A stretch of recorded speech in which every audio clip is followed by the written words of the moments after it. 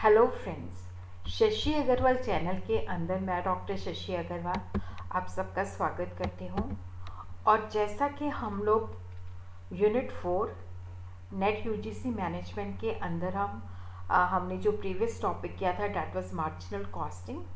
आज जो हमारा टॉपिक है that is the cost volume profit analysis, जिसके अंदर we will understand what is the meaning of cost volume profit analysis, what are the elements of the cost volume profit analysis, जिसको हम example के साथ understand करेंगे। ये जो topic है नेट यूजीसी कॉमर्स स्टूडेंट्स के लिए भी रेलिवेंट है, कॉस्ट अकाउंटिंग के स्टूडेंट के लिए भी रेलिवेंट है और अकाउंटिंग फॉर मैनेजमेंट स्टूडेंट्स के लिए भी रेलिवेंट है। इसके जो रिटर्न नोट्स हैं वो आपको मेरे ब्लॉग के अंदर जो है अवेलेबल हो जाएंगे। जब भी हम देखो कॉस्ट वॉल्यूम प्रॉफिट एनालिसिस की बात करते हैं तो इसको हम ब्रेक इवन एनालिसिस भी कहते हैं, जो कि लॉजिकल एक्सटेंशन है मार्जिनल कॉस्टिंग की, और जहाँ पे हम अजम्पशन लेते हैं कि कॉस्ट को हम क्लासिफाई कर सकते हैं कि ये फिक्स्ड कॉस्ट है, ये वेरिएबल कॉस्ट है। फिक्स्ड कॉस्ट जो है वो फिक्स रहती है, वेरिएबल कॉस्ट जो होती है वो वेरी करती है with the level of production. और यहाँ पे जैसे मार्जिनल कॉस्टिंग के अंदर हमने कहा था कि हम फिक्स्ड कॉस्ट को एक्सक्लूड करते हैं, वेरिएबल कॉस्ट को कंसिडर करते हैं। तो यहाँ पे कॉस्ट वॉल्यूम प्रॉफिट एनालिसिस जो है कॉस्ट अकाउंटिंग का मेथड है, जिसके अंदर हम देखते हैं कि अगर डिफरेंट लेवल्स ऑफ वॉल्यूम है उसके ऊपर कॉस्ट क्या है और किस तरह से वो हमारे ऑपरेटिंग प्रॉफिट को इन्फ्लुएंस करती है। कॉस्ट वॉल्यूम और प्रॉफिट के बीच में क्या है, क्लोज रिलेशनशिप है। जैसे जैसे हम ज़्यादा चीज़ें प्रोड्यूस करेंगे, ज़्यादा वॉल्यूम करेंगे, तो कॉस्ट पर यूनिट जो है डिक्रीज होती जाती है और प्रॉफिट जो है बढ़ता रहता है। तो हम देखते हैं कि वॉल्यूम और प्रॉफिट के बीच में पॉजिटिव रिलेशन है, वॉल्यूम और कॉस्ट के बीच में इन्वर्स रिलेशन है। जैसे जैसे वॉल्यूम बढ़ता जाता है कॉस्ट कम होती जाती है। तो यहाँ पे जो कॉस्ट वॉल्यूम प्रॉफिट एनालिसिस है, क्योंकि ये बेसिकली क्या है कि it studies the variation in the cost and profit in relation to the volume of output and sales, कि जब हमारा इतना वॉल्यूम ऑफ आउटपुट है या सेल है तो उसके अंदर कॉस्ट और प्रॉफिट्स के अंदर क्या वेरिएशंस आती हैं। तो यहाँ पे हम तीन चीज़ों को स्टडी करते हैं जो आपस में जुड़ी हुई होती हैं, एक दूसरे के ऊपर इंटरडिपेंडेंट भी होती हैं। जैसे प्रॉफिट है वो सेल के ऊपर डिपेंड करता है, सेलिंग प्राइस डिपेंड करती है हमारी कॉस्ट क्या है, और वॉल्यूम ऑफ सेल जो है वो डिपेंड करता है वॉल्यूम ऑफ प्रोडक्शन, जो कि कॉस्ट के ऊपर डिपेंड करता है। और जैसे मैंने आपको बताया कि कॉस्ट वॉल्यूम प्रॉफिट एनालिसिस जो है इसको हम ब्रेक इवन एनालिसिस भी कहते हैं। इसको हम दो सेंस के अंदर जो है इंटरप्रेट कर सकते हैं।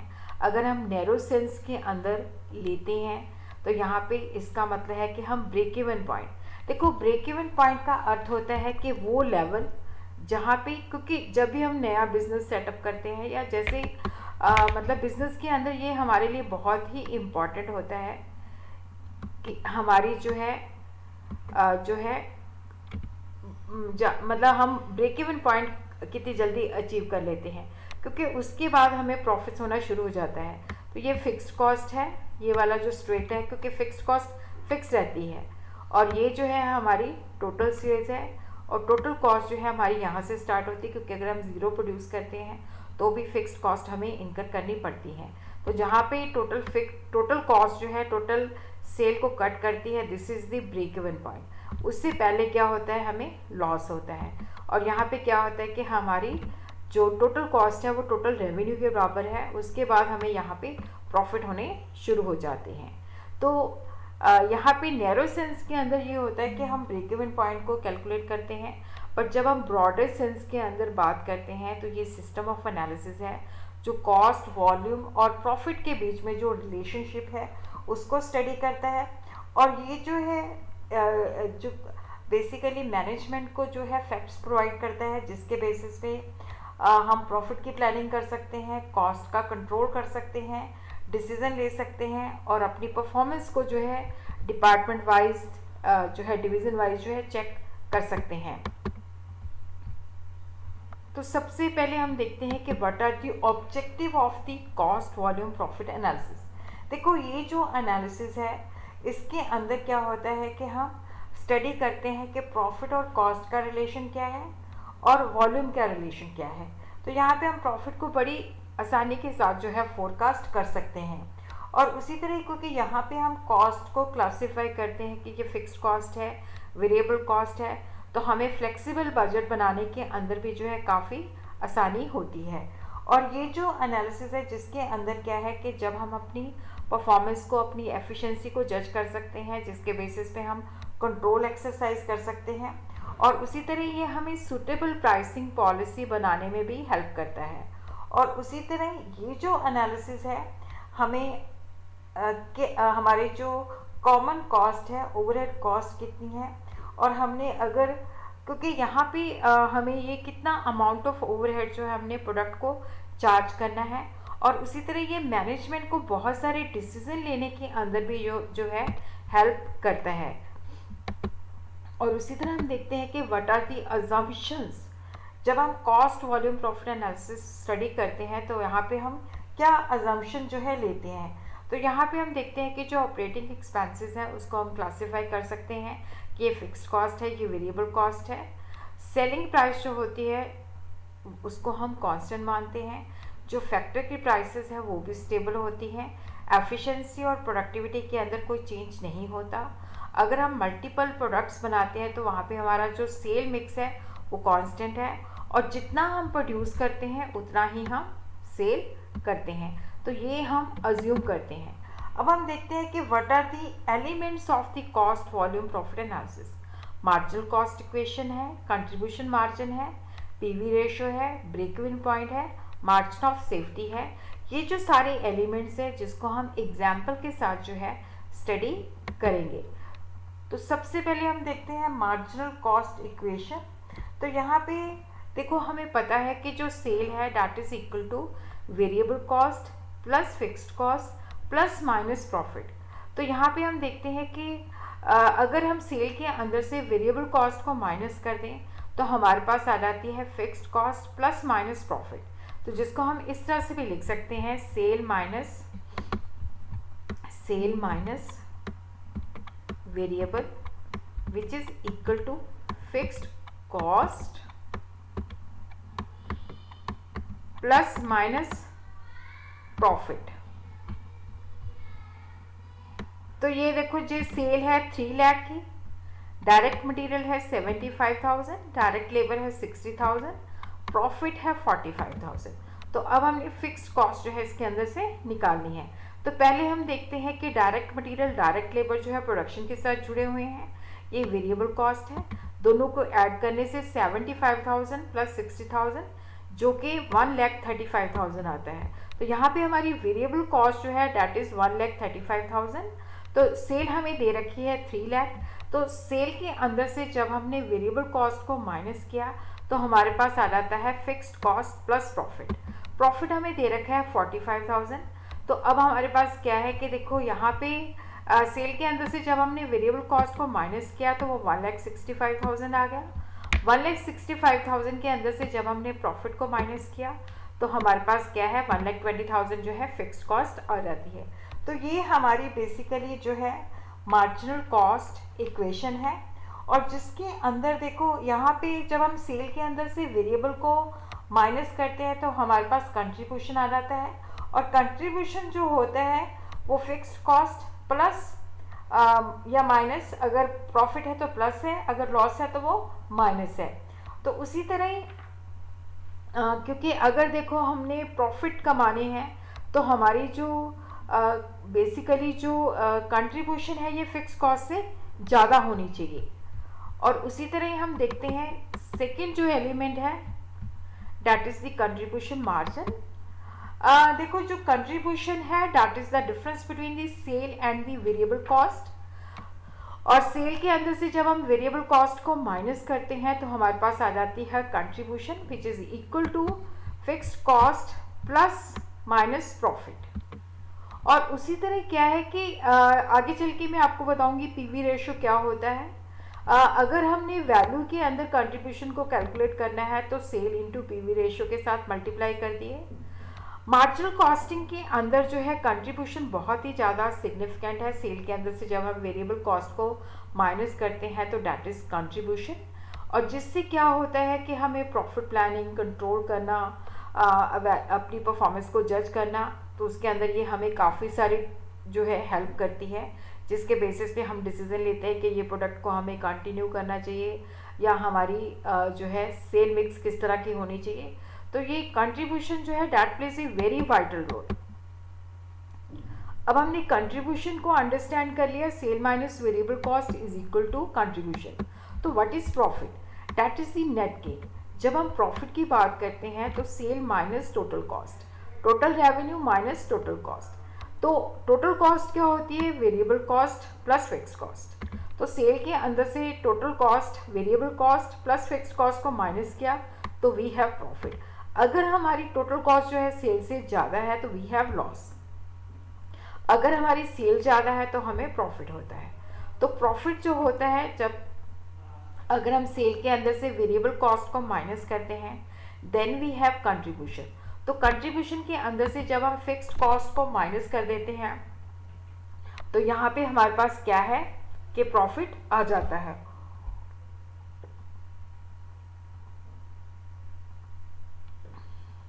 और उसी तरह हम ये भी मैं आपको आगे चल के बताऊंगी, margin of safety in value into PV ratio.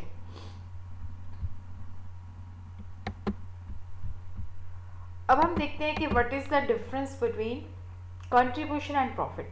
देखो, जब हम कंट्रीब्यूशन की बात करते हैं तो क्योंकि सेल के अंदर से जब हम वेरिएबल कॉस्ट को माइनस करते हैं तो वो fixed cost plus minus profit के बराबर होती है। बट जब हम प्रॉफिट की बात करते हैं तो वहाँ से फिक्स्ड कॉस्ट नहीं वो इंक्लूड करता, क्योंकि sale minus total cost is equal to profit. Contribution की जब हम बात करते हैं तो it is based on marginal cost. Profit तो क्या है, एवरीबॉडी अंडरस्टैंड कि अगर हमारी सेल वैल्यू जो है कॉस्ट से ज़्यादा है तो वी हैव ए प्रॉफिट। तो contribution above break even point जो होता है प्रॉफिट होता है। लेकिन प्रॉफिट कब मिलता है? जब हम वेरिएबल एंड फिक्स कॉस्ट दोनों को मीटअप करते हैं, उसके बाद जो है हमें प्रॉफिट मिलता है अगर हमारी सेल वैल्यू जो है वेरिएबल एंड फिक्स कॉस्ट से ज़्यादा होती है। अगर हमने कंट्रीब्यूशन को अंडरस्टैंड करना है तो we should have knowledge of break even analysis. But profit के लिए तो एवरीबॉडी अंडरस्टैंड कि अगर हमारी कॉस्ट रेवेन्यू से कम है तो we have profit. So third element is PV ratio which establishes the relation between the contribution and sale. देखो, यहाँ पे हम इसको कैलकुलेट कर सकते हैं। इसका जो फार्मूला है, बहुत सारे फार्मूलेज हैं, इसको बहुत सारे तरीके से हम एक्सप्रेस कर सकते हैं। Contribution upon sale into 100। इसका मतलब होता है कि 100 रुपये की सेल है तो उसके पीछे इतना कंट्रीब्यूशन है। तो हम इसको इस तरह से भी लिख सकते हैं, sale minus variable cost divided by sale into 100 भी लिख सकते हैं। इसको हम इस तरह से भी लिख सकते हैं, fixed cost plus profit divided by sale into 100। इसका एक और फार्मूला भी है, चेंज इन प्रॉफिट और change in contribution divided by change in sale into 100। अगर हमें 2 सालों की सेल, 2 सालों की प्रॉफिट या 2 सालों का कंट्रीब्यूशन दिया हो। ये मैंने आगे जाके जो है एक एग्जाम्पल में भी लिया है, तो आपको आसानी हो जाएगी इसको अंडरस्टैंड करने की। यहाँ पे देखो, सबसे पहले हम देखते हैं सिंपल पीवी रेशियो कैलकुलेट कैसे करते हैं। सेलिंग प्राइस जो है 15 रुपीज़ पर यूनिट है, वेरिएबल कॉस्ट जो है डैट इज दी 10 रुपीज़ पर यूनिट। तो यहाँ पे हम देखते हैं कि जो हमारी पीवी रेशियो जो हम निकालते हैं, sale price per unit minus variable cost per unit, तो ये आ जाती है 5 rupees contribution per unit divided by sale 15, तो यहाँ पे 100, ठीक है। तो यहाँ पे 1 और यहाँ पे 3, तो ये 1/3 100 divided by 3 which is equal to 33.33%।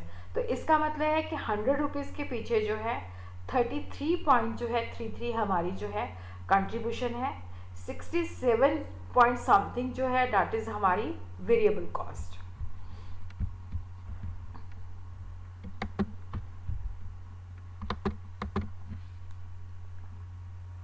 PV ratio को हम इस तरह से भी कर निकाल सकते हैं। आगे जाके मैंने जो है मार्जिन ऑफ सेफ्टी के बारे में बताया है। मार्जिन ऑफ सेफ्टी होता है कि जब हमारी एक्चुअल सेल जो होती है, जो एक्चुअल सेल और ब्रेक इवन सेल के अंदर जो डिफरेंस होता है, that is called margin of safety. तो profit divided by margin of safety in value into 100, इस तरह से भी हम इसको निकाल सकते हैं, profit divided by margin of safety in unit into 100। तो अगर हमने पीवी रेशियो को इम्प्रूव करना है तो ऑब्वियसली सेलिंग प्राइस को हमें इंक्रीज करना पड़ेगा, क्योंकि जितना सेलिंग प्राइस और वेरिएबल कॉस्ट के बीच में गैप ज़्यादा होगा उतना ही पीवी रेशियो हमारा ज़्यादा होगा, या हम वेरिएबल कॉस्ट को रिड्यूस करके। और उसी तरह क्या है कि हम वो प्रोडक्ट्स मैन्युफैक्चर कर सकते हैं जिनका पीवी रेशियो जो है वो ज़्यादा है।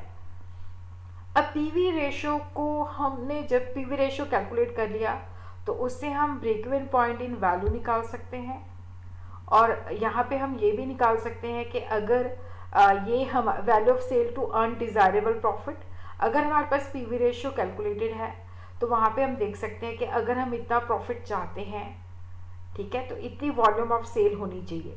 तो उसका फार्मूला है fixed cost plus desirable profit divided by PV ratio. और उसी तरह वेरिएबल कॉस्ट निकालनी है तो sale into 1 minus PV ratio, profit निकालना है तो sale into PV ratio minus fixed cost, और अगर फिक्स्ड कॉस्ट निकालनी है तो sale into PV ratio minus profit. तो मार्जिन ऑफ सेफ्टी निकालना है वैल्यू के अंदर तो profit divided by PV ratio. तो अब हम इसको एग्जाम्पल से अंडरस्टैंड करते हैं। अब जैसे मैंने आपको बताया था कि 2 सालों का चेंज इन प्रॉफिट और चेंज इन कंट्रीब्यूशन, जब हमें 2 सालों की इंफॉर्मेशन दी है, ये हमें देखो 2017 और 2018 की इंफॉर्मेशन दी है। 2017 के अंदर हमारी सेल जो है 1,70,000 है, प्रॉफिट जो है 25,000 है। 2018 के अंदर it is 1,90,000 and profit is 30,000। तो जब हमें 2 सालों का इंफॉर्मेशन दिया हुआ है तो वहाँ पे हम लगाते हैं, क्योंकि यहाँ पे अभी हमें प्रॉफिट दिया हुआ है तो change in profit divided by change in sales. तो यहाँ पे हम चेंज इन प्रॉफिट जो है 30,000 minus 25,000 which is equal to 5,000, तो 5,000 हमारी चेंज है। और उसी तरह 1,90,000 माइनस 1,70,000, तो चेंज जो है हमारी सेल के अंदर डेट इज़ 20,000। तो अब हम पीवी रेशियो निकालते हैं, date is the change in profit 5,000 divided by 20,000 into 100। तो यहाँ पे 3 0 कट हो गए, 5 ये 4 आ गया, और 100 के साथ कट किया तो 25%। तो इस तरह से हम देखते हैं कि हमारा जो पीवी रेशियो है डेट इज़ 25%। तो अब हमने यहाँ पे फिक्स्ड कॉस्ट और वेरिएबल कॉस्ट को कैलकुलेट करना है। अब देखो जैसे कोई भी आप सेल ले लो, क्योंकि फिक्स्ड कॉस्ट तो फिक्स रहेगी। सेल जो है जैसे मान लो हमने 2017 की सेल ले ली डेट इज़ 1,70,000, तो यहाँ पे हम कंट्रीब्यूशन, क्योंकि अब देखो यहाँ पे हमारे पास क्या है कि 25% जो है पीवी रेशियो है, ठीक है, डेट इज़ दी कंट्रीब्यूशन, 100 के पीछे 25 की कंट्रीब्यूशन है। तो यहाँ पे 1,70,000 इंटू 25% जो है डेट कम्स अराउंड 42,500, ये हमारी कंट्रीब्यूशन है। अब हमने 42,500 की कंट्रीब्यूशन कैलकुलेट कर ली। तो यहाँ पे हमने क्या करना है कि देखो यहाँ पे आपने 42,500 के अंदर से 25,000 माइनस कर देना है, क्योंकि यहाँ पे हमें प्रॉफिट दे रखा है। तो ये हमारी फिक्स्ड कॉस्ट है 17,500।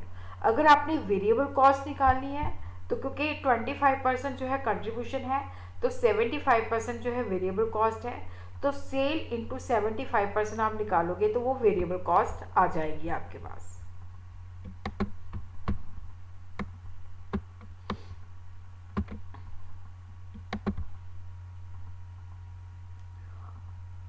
और उसी तरह ही देखो अगर सेलिंग प्राइस जो है 20 है, वेरिएबल कॉस्ट 12 है, पीवी रेशियो हमने निकालना है तो 20 माइनस 12 डिवाइडेड बाय 20 इंटू 100, तो ये आ जाता है पीवी रेशियो 40%।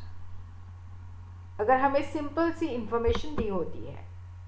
उसी के बाद जो नेक्स्ट एलिमेंट है that is the break even point. Break even point वो पॉइंट होता है जहाँ पे हमें जो है ना लॉस होता है ना प्रॉफिट होता है। तो यहाँ पे हम देखते हैं कि total fixed expenses divided by contribution per unit. अगर हम ये फार्मूला लगाते हैं तो हमारा आंसर जो है वो यूनिट वाइज आता है। जैसे मान लो फिक्स एक्सपेंसेस हमारे 2 लाख है, selling price 10 rupees per unit है, वेरिएबल कॉस्ट जो है 6 रुपीज़ पर यूनिट है, तो 10 minus cell minus variable cost जो है डेट इज़ द कंट्रीब्यूशन, ये जो है 4 रुपीज़ पर यूनिट कंट्रीब्यूशन आ जाती है। तो ब्रेक इवन पॉइंट जब हम यूनिट्स के अंदर निकालते हैं तो 2 लाख डिवाइडेड बाय 4, तो यहाँ पे आ जाते हैं 50,000 यूनिट्स। अगर हमने वैल्यू के अंदर निकालना है तो इसको सेल प्राइस से मल्टीप्लाई कर दो, तो ये आ जाएगा 5 लाख। और उसी तरह अगर हमने बेसिकली जो है पीवी रेशो निकाल के भी हम इसको सीधे वैल्यू के अंदर भी कैलकुलेट कर सकते हैं। यहीं पे मैं आपको बता देती हूँ। यहाँ पे देखो, अगर हमने सीधे ही इसको जो है, देखो यहाँ पे कंट्रीब्यूशन हमारा 4 है, ये 10 है, ठीक है, इंटू 100 है, तो ये हमारी 40% जो है पीवी रेशो है। अब हमें 2 लाख, ठीक है, तो डिवाइडेड बाय 40%, तो ये इस तरह से 100।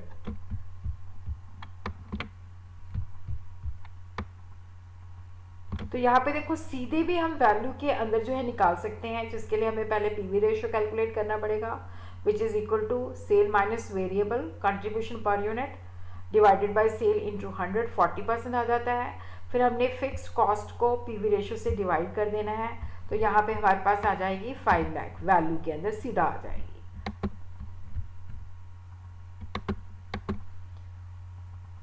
और उसी तरह अगर जैसे मैंने आपको बताया था कि पीवी रेशियो का हम इस्तेमाल वहाँ पे भी कर सकते हैं कि अगर ये डिज़ायरेबल प्रॉफिट है तो हमारी सेल वॉल्यूम कितनी होनी चाहिए।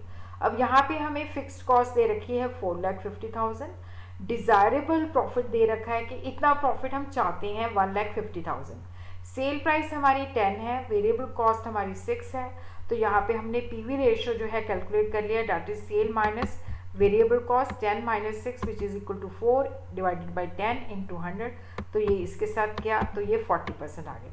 पीवी रेशियो इसका मतलब है कि 100 रुपीज़ के पीछे हमारी 40 रुपीज़ की कंट्रीब्यूशन है। अब हमारा जो फार्मूला है कि कितनी सेल होनी चाहिए, fixed cost plus desirable profit divided by PV ratio. तो यहाँ पे देखो 4,50,000 जो है हमारी फिक्स्ड कॉस्ट है, डिज़ायरेबल प्रॉफिट जो है हमारा 1,50,000 है, टोटल ये 6 लाख है डिवाइडेड बाय 40%, तो ये आ जाती है 15 लाख। अगर हमारी 15 लाख की सेल होगी तो जाके हमें 1,50,000 का डिज़ायरेबल प्रॉफिट मिलेगा।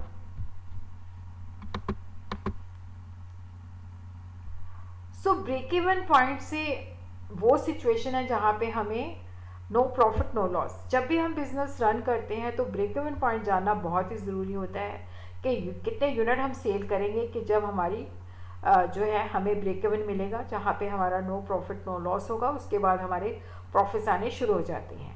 और उसी तरह ब्रेक इवन पॉइंट से हमें पता चलेगा कि हमारे पास मार्जिन ऑफ सेफ्टी क्या है। मार्जिन ऑफ सेफ्टी क्या होता है कि जो हमारी एक्चुअल सेल है और ब्रेक इवन सेल का जो डिफरेंस है। और उसी तरह हम टोटल प्रॉफिट को कैलकुलेट कर सकते हैं, और जब हम ब्रेक इवन पॉइंट कैलकुलेट कर लेते हैं तो उसके बेसिस पे हम डिसीजन ले सकते हैं। ब्रेक इवन पॉइंट को हम इस तरह से भी कैलकुलेट कर सकते हैं, total fixed cost divided by selling price per unit minus variable cost per unit, और we could say total fixed cost divided by contribution per unit, जो मैंने आपको पहले भी बता ही चुकी हूँ। नेक्स्ट जो एलिमेंट है that is the margin of safety, that is the difference between the actual sale and the break even sale. क्योंकि ब्रेक इवन सेल जितना इनके अंदर गैप ज़्यादा होगा उतने ही हमें सेफ्टी ज़्यादा होगी। उसमें होता है कि अगर देखो हमारी सेलिंग प्राइस के अंदर कुछ प्रॉब्लम होती है तो वहाँ पे क्या होता है कि हमारे जो है, क्योंकि गैप बहुत ज़्यादा है एक्चुअल सेल और ब्रेक इवन सेल के अंदर, तो वहाँ पे हमारे पास मार्जिन ऑफ सेफ्टी जो है ज़्यादा अवेलेबल होती है। मार्जिन ऑफ सेफ्टी का मतलब है करंट सेल या actual sale minus break even sales. अगर हमने उसको वैल्यू के अंदर निकालना है, वहाँ पे हमें प्रॉफिट दे रखा है, पीवी रेशियो दे रखा है, तो profit divided by PV ratio. तो इसको हम इस तरह से भी निकाल सकते हैं, profit divided by contribution per unit into selling price. इसके अंदर फिक्स्ड कॉस्ट को हम इसलिए नहीं कंसिडर करते क्योंकि ब्रेक इवन पॉइंट पे हमारी फिक्स्ड कॉस्ट रिकवर हो चुकी होती है। Margin of safety in units अगर हमने निकालना है तो profit divided by contribution per unit. इसको हम परसेंटेज के अंदर भी एक्सप्रेस कर सकते हैं, profit divided by contribution into 100। Margin of safety divided by actual sale into 100, तो इस तरह से हम इसको परसेंटेज के अंदर भी एक्सप्रेस कर सकते हैं। मार्जिन ऑफ सेफ्टी इसलिए बहुत इंपॉर्टेंट होता है क्योंकि ये सेल वो सेल होती है जो ब्रेक इवन पॉइंट से अबव होती है, क्योंकि इसके बाद ब्रेक इवन पॉइंट के बाद जो है हमारे प्रॉफिट्स शुरू हो जाते हैं। तो जितना ये गैप होता है उतना ही मार्जिन हमारे पास ज़्यादा होता है। क्योंकि फिक्स्ड कॉस्ट हम इसके अंदर नहीं कंसिडर करते जब हम मार्जिन ऑफ सेफ्टी कैलकुलेट करते हैं, क्योंकि वो ब्रेक इवन पॉइंट पे रिकवर हो जाती है। तो मार्जिन ऑफ सेफ्टी वो सेल होती है जो हमें प्रॉफिट देती है। अगर मार्जिन ऑफ सेफ्टी जो है बड़ी ज़्यादा है तो इसका मतलब है कि हमारे बिजनेस के लिए वो अच्छी बात है, वो हमें स्ट्रेंथ प्रोवाइड करती है। और अगर क्या है कि मार्जिन ऑफ सेफ्टी लो है तो वो हमारे लिए जो है सिरदर्दी का कारण होती है, प्रॉब्लमेटिक है। क्योंकि अगर कुछ भी देखो क्या होता है कि कोई प्रॉब्लम होती है तो वहाँ पे हमारे प्रॉफिट जो है इम्पेक्ट होते हैं। तो मार्जिन ऑफ सेफ्टी को हम किस तरह से इन्हांस कर सकते हैं? अगर देखो, अगर हमारे पास कैपेसिटी अवेलेबल है तो हम वॉल्यूम बढ़ा सकते हैं, सेलिंग प्राइस को इन्हांस कर सकते हैं, कॉस्ट को रिड्यूस कर सकते हैं, और जो हम प्रोडक्ट मैन्युफैक्चर कर रहे हैं उसकी जगह पे हम ज़्यादा प्रॉफिटेबल प्रोडक्ट जो है मैन्युफैक्चर कर सकते हैं। और उसी तरह क्या है कि मॉडर्नाइजेशन कर सकते हैं जिससे हम अपनी कॉस्ट को जो है रिड्यूस कर सकते हैं।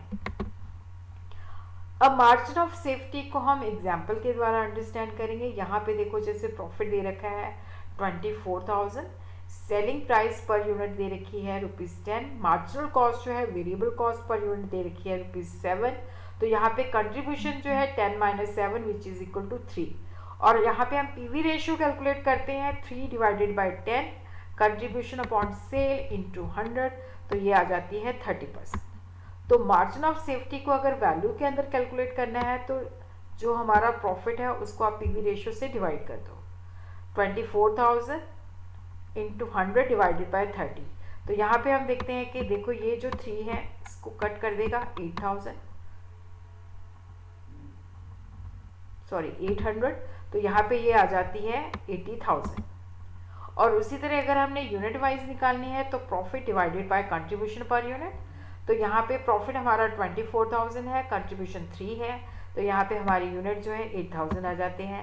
वैल्यू के अंदर अगर हमने निकालने हैं तो इसको 10 से मल्टीप्लाई कर देंगे। तो इस तरह से अब हमने जो CVP है इसके एलिमेंट्स को अंडरस्टैंड कर लिया है।